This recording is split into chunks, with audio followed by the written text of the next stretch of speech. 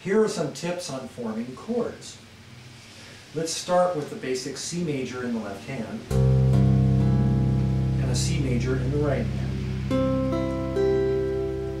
So I'm playing your root position over here and your root position in the left hand as well. So that's C, E, and G, as you know. Okay, basic stuff. If you want to make it minor, of course, you just flat the third. Like that. Okay, if you want to make it into a C7, well, you have a couple choices.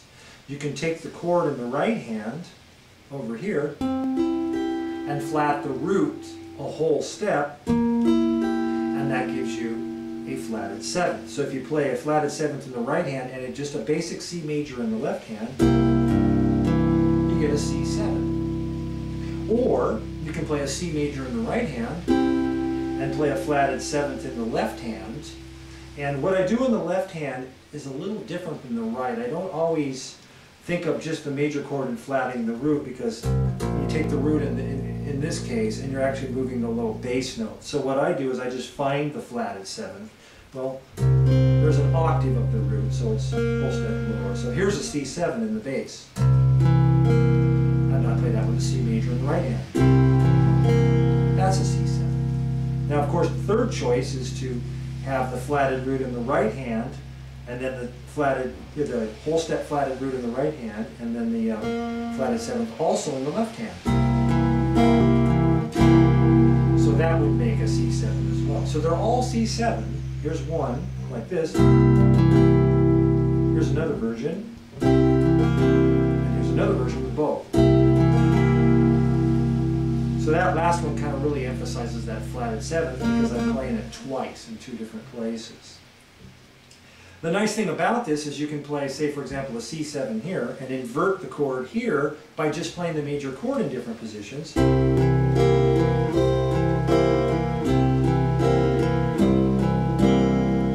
So I'm playing different C7 inversions, but this hand is remaining the same and the right hand is only playing C major. Of course, I could play it with the flatted, or like that, or keep the chord in the left hand the same.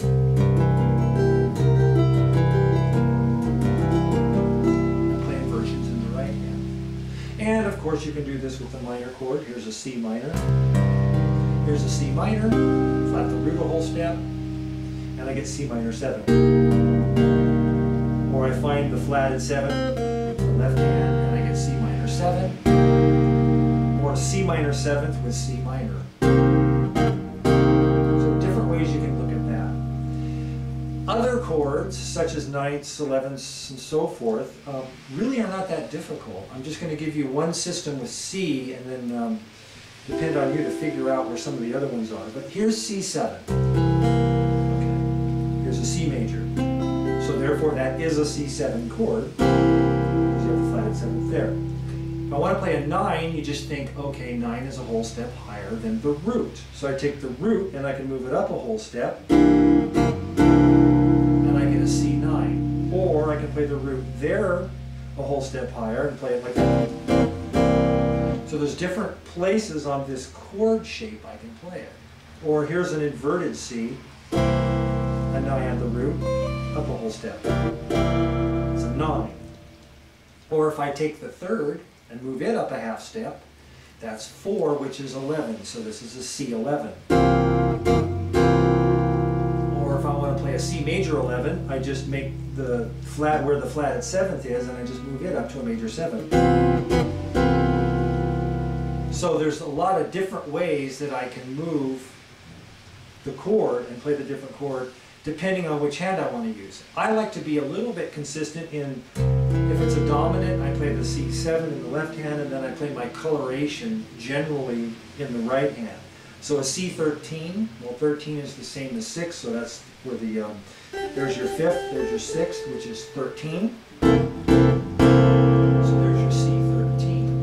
Root 3rd and flatted 7th over there, root, so forth over there. I did lose the 5th, which is not a problem. If you want to get the 5th back, you can add it over here. But again, it doesn't really matter. Believe me, guitar players lose a lot more notes because they're actually just working with one hand. So at least on the stick, you can really get that root 3rd flatted seventh in there for different chords. And lastly, of course, it's true for minor. So here's a C minor 7. Here's a C minor 7. Here's your C, so I'm going to make minor, minor 7. Show you how I got there. In that hand. So for example, if I want to play a minor 9, what would I do? I find the root of the chord and I move that up a whole step. So here's your root, and I can play it like this, which is really pretty because you have that, you have that ninth in there. Or I can take, if that's a stretch, I could take the third, it's a flatted third, and move it down a half step, and then there's a C minor 9. So there's a good way to start to form some of your different chords. Again, I try to keep the left hand really consistent and color it in the right. And then when you get comfortable with that, of course, you start moving around in the left.